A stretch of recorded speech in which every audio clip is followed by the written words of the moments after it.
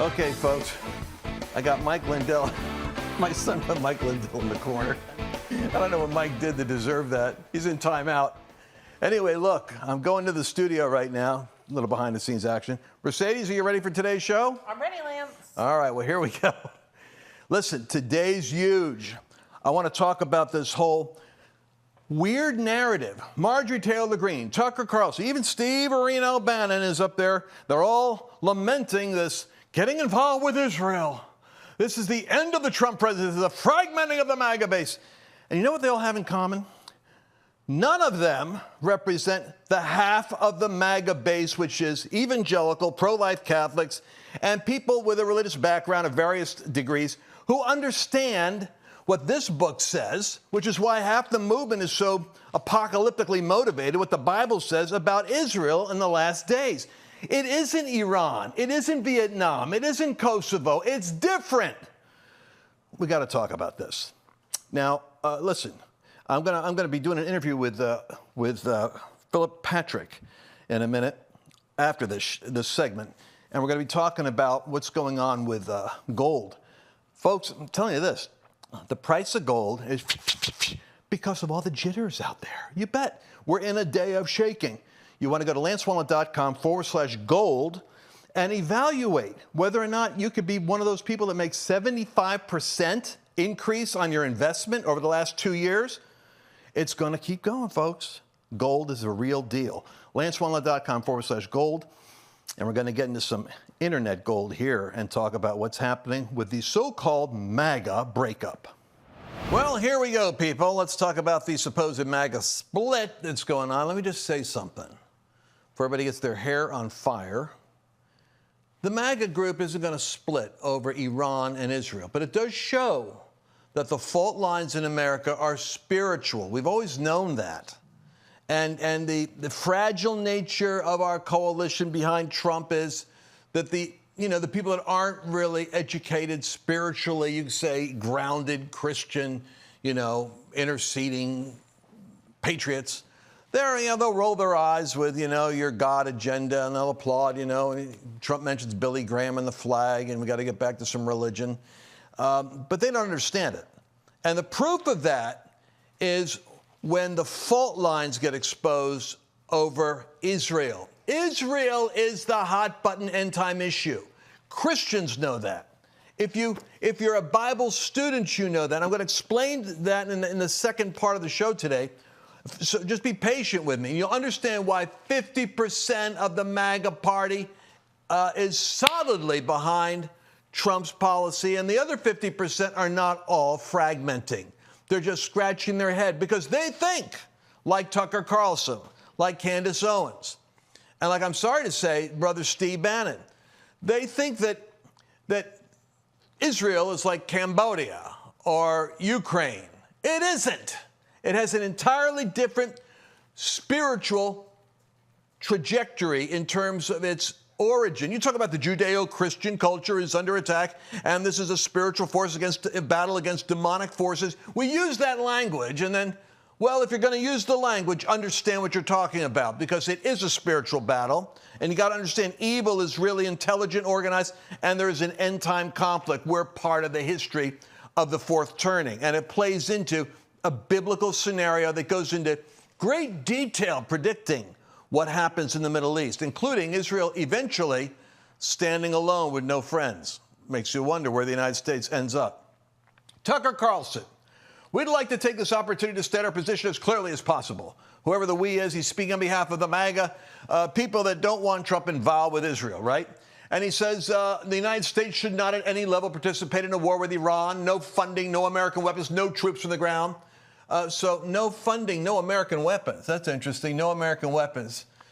So regardless of what our special ally, okay, a little bit of sarcasm here, says a fight with the Iranians has nothing to offer the United States, nothing to offer the United States. I'm going to try not to interrupt myself. I'm going to just read this. If Israel wants to wage this war, it has every right to do so. It's a sovereign country, can do whatever it wants to do, but not with America's backing. Not with America's backing. As at an absolute minimum, the United States continuing to invest itself in this conflict will further whip up the radical Islamic world's hatred for the West. Well, I don't know about that. I mean, I just saw Trump go through the Middle East, and it looks to me like he's got a fairly good show of support. A lot of them happy to take out a nuclear terror state, but I digress, and fuel the next generation of terrorism. The worst case, thousands of immediate Americans' death, all in the name of a foreign agenda that has nothing to do with our country. It goes without saying that neither of these possibilities would be beneficial for the United States, but there's another option. Just drop Israel. Let them fight their own dang wars. Judeo-Christian West, just drop the Judeo part. No matter how many bogus anti-Semitism allegations and neocons, this isn't about anti-Semitism. Just get rid of the Jewish state. What do we care? Mark Levin hurls at Americans who advocate for that path, opposing destroying the United States in the name of the Netanyahu government. It has nothing to do with Israel. It's about America. We reject the idea of involving the U.S. and America in an Israeli war for the same reason we would stand against it. So here we go. So are we really, is Israel, is the Bible and Israel really the same as Suriname and Cambodia and Eritrea? Any other random country you could close your eyes and point to on a map? It's not America's fight. So basically, and this is going to destroy Donald Trump's presidency. That's basically what we're seeing here. So what you're looking at is, I'm sorry to say, is and I don't want to be rude, but it's a biblical illiteracy on the part of people like Tucker Carlson, who's kind of, new to a lot of this Episcopal background. His wife's Anglican. I get that. I was raised Anglican. But it doesn't mean he has a biblical understanding as to what's actually going on. But I want to make sure that, and I like Tucker, and his demeanor is less offensive when you hear his interview with Steve. For those, you've probably seen it. You guys are war room people. But just watch it, because I want to be fair to Tucker. Here's his delivery. I actually really love Trump. I think he's a deeply humane, kind person. And I am saying this because I'm really afraid that my country's going to be further weakened by this. I think we're going to see the end of American empire, obviously. Other nations would like to see that, and this is a perfect way to scuttle the USS America on the shoals of Iran. But it's also going to end, I believe, Trump's presidency and effectively end it. And so that's why I'm saying this. What do you mean by that? That's coming from you. That's look, I knew Bush. I knew George W. Bush. Of course, he hates me, and he does because I criticized him on Iraq. And that war is the sum total, from a historical perspective, of his administration. But I knew him, and he had all kinds of plans for the things that he wanted to do. The point is, the second you get enmeshed in a real war, not a fake, let's go bomb the villagers and declare success, though we don't even have a good track record. Like, why are the Houthis still there? I mean, there's a whole other question, right, which is how prepared is the U.S. military for a real conflict? And the answer is totally unprepared. Scary unprepared. I don't think people understand that. But anyway, the only reason I'm saying any of this is because I really, really care. So Donald Trump's response is he lays into kooky Tucker Carlson over opposition to Israeli strikes. I don't know if we've got the text here. Do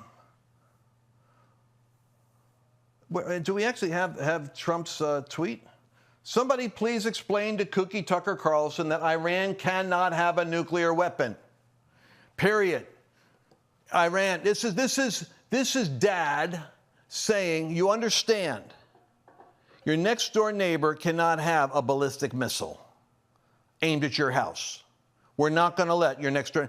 And because if Iran has a nuclear weapon, does anyone doubt that they armed the terrorist state of Hamas to go kill 1,400 Jews in cold blood and abduct them for, they're still there, prisoners, beheading kids and raping the girls? I mean, does anyone doubt that Hezbollah, that rains its missiles into Israel, that if given the option of attaching a nuclear warhead to that they would never do that. They wouldn't go that far. And so you're dealing with a terrorist state that is, where is my J.D. Vance? I think he gave the most measured and coherent response. Let me take a moment here, and you guys can put this up for people to read. Here's what Vance says. Look, I'm seeing this from the inside, and I'm admittedly biased towards our president. He's my friend, and there's a lot of crazy stuff on social media. So I want to address some things directly to the Iran issue. Now, pay attention. He's speaking like a guy who's rational. First, POTUS has been amazingly consistent over 10 years that Iran cannot have a nuclear weapon. Over the last few months, he encouraged his foreign policy team to reach a deal with the Iranians to accomplish this goal. The president's made clear Iran cannot have uranium enrichment, and he said repeatedly this would happen one of two ways, the easy way or the other way. Second, I've seen a lot of confusion over the issue of civilian nuclear power and uranium enrichment. These are distinct issues. Iran could have civilian nuclear power without enrichment, but Iran rejected that. Meanwhile, they enriched uranium far above the level necessary for any civilian purpose. They've been found in violation of their non-proliferation obligations by the International Atomic Energy Agency, which is hardly a right-wing organization. It's a UN organization. It's one thing to want civilian nuclear energy, but it's another thing to demand sophisticated enrichment capacity. And it's still another to cling to enrichment while simultaneously violating basic non-proliferation obligations and enriching right to the point of weapons-grade uranium. I have yet to see a single good argument for why Iran needed to enrich uranium well above the threshold for civilian use. I've yet to see a single good argument for why Iran was justified in violating its non-proliferation obligations. I've yet to see a single good pushback against the IAEA's findings. That's the International Atomic Energy Agency. Meanwhile, the president has shown remarkable restraint in keeping our military's focus on protecting troops and protecting civilians. I think we have like 800,000 or I don't know, how many Americans are in Israel? Look that up, Mercedes. Okay. Meanwhile, the president's shown restraint. He may decide he needs to take further action to end Iranian enrichment. That decision ultimately belongs to the president. And of course, people are right to be worried about foreign entanglement after the last 25 years of idiotic foreign policy. Amen. We don't like the Ukraine war with Russia. We don't want to have another Afghanistan. We don't want another stupid war like an Iraq thing. But I believe the president has earned some trust on this issue. And having seen this up close and personal, I can assure you, he's only interested in using the American military to accomplish the American people's goals. Whatever he does, that is his focus. Chat says 600,000. 600,000 Americans are in Israel, over 500,000. But, you know, we have Marjorie Taylor Greene, of course, chiming in here. Her and Tucker are right here. And she's on Tucker's side and basically saying, hey, I don't think we want to be involved with Israel. Well, okay, thank you. We're finding out where everybody's at here. Candace Owens. But Candace Owens, I think her brain left the station a couple of months ago. She started getting really, almost like QAnon crazy on the anti-Semitism. Donald Trump just completely fractured his base. And he did it for the very neocons who minted the Never Trump movement. Truly unbelievable. Somebody please explain to Cookie Tucker Carlson and Candace Owens. How about this?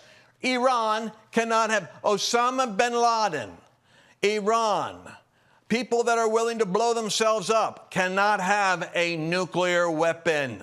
As much as possible, that should be the mentality. So Tucker turns on Trump, ex-Fox News host blasts complicit president for backing Israel after attacks on Iran. And I'm going to suggest this, that the MAGA base needs to have a conversation. There's an argument that can be made, J.D. Vance is making it, that you simply don't need weapons-grade uranium if your purpose is not to build a bomb. But secondly, I think logically it's a good idea not to let a terrorist state have nuclear ballistic capacity to disrupt the entire region. But thirdly, and probably most importantly, I want to make the argument that there's a rationale in the Bible behind what separates Israel from Cambodia in terms of its biblical significance and its role in the end times and how God weighs nations in the light of that. Well, the thing with the president is, right, we're in the middle of, I was going to go into my biblical exegesis here of exactly how you have to view Israel in the end times. But the president has just put out another one of his trolling tweets in global diplomacy. I remember when Mitch McConnell said, presidents shouldn't be tweeting, and Trump wrote back to Mitch McConnell, welcome to the new way presidency is done. We know exactly where the so-called supreme leader is hiding, Trump just said. He's an easy target. He's safe there. We're not going to take him out, kill him. Just make sure you know what that means, take him out, kill him. At least not for now. Oh, my God. He's literally telling the Ayatollah over there that we know where you are, we got your coordinates, and for the time being, you're safe. At least for the time being. But we don't want missiles shot at civilians or American soldiers. Our patience is wearing thin. Thank you for your attention. I love how Trump, he signs everything with thank you for your attention, no matter what it is. Melania probably gets that at home. But here's what he's saying. This is all part of his, and this is where he's playing three-dimensional chess. He just came back to a briefing from the G7 summit, which he was glad to go away from and leave, where they wanted him to sign, we want to see this battle de-escalate between, we want to see this conflict end between Iran and Israel, and he refused to sign it. That's Senator's signature right there. He's not saying he wants the conflict to end. He wants it resolved. There's a difference between ending and resolving. And here he's saying, you might be a supreme leader. You might need to leave. They might need to get film of you leaving the country, because psychologically that dissolves his whole unity in his party. You get what I'm saying? The second thing that's interesting here is that the president is also indicating that he must have intelligence. Remember, he came back to an emergency briefing that Iran, from his intel sources, and probably the Mossad, and who knows, maybe they're trying to pressure Trump into bombing the reactor, the Fordow reactor. But evidently, American soldiers and more civilians are in the sighting trajectory of what Iran's looking at. So he might be saying, hey, we've got information that they're going to try to start targeting American troops in the Gulf region in order to inflame Muslim uprising and embroil the United States in a regional conflict. And so what Trump's saying is, you do that, and you're dead. You get what he just said? I'm interpreting. I'm the horse whisperer. I'm telling you exactly what Trump is saying in the decoded message there. So I'm going to have to, are we concluding the show with that? I'm going to conclude this segment with that. And then when we come back with our part two, I'm going to explain this cup over here. That cup there represents a prophecy from the end times regarding Israel right now in history from Zechariah chapter 12. Behold, I will make Jerusalem a cup of trembling unto all the people round about, when they shall be in the siege against Judah and Jerusalem, when the war breaks out against Israel. Jerusalem shall be a cup of trembling. And in that day I will make Jerusalem a burdensome stone for all people, all nations.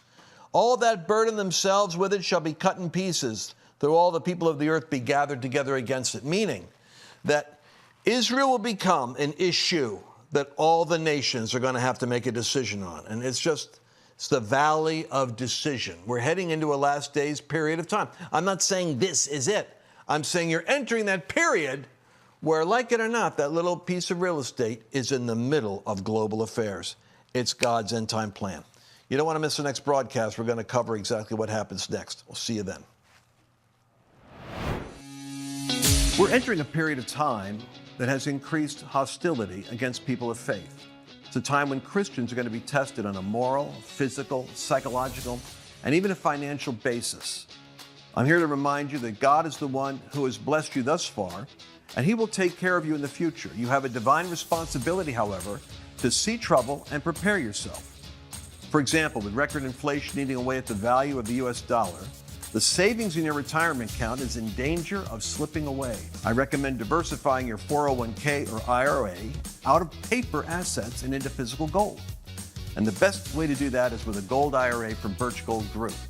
Now that includes no penalties, there's no taxes when you transfer current retirement funds into Birch Gold. To see how it works, I want you to go to lancewallnau.com/Birch and get your free info kit, and you'll be glad that you did. Did you enjoy this latest episode? Please remember to share it with your friends, because the more knowledge you have, the better equipped you are to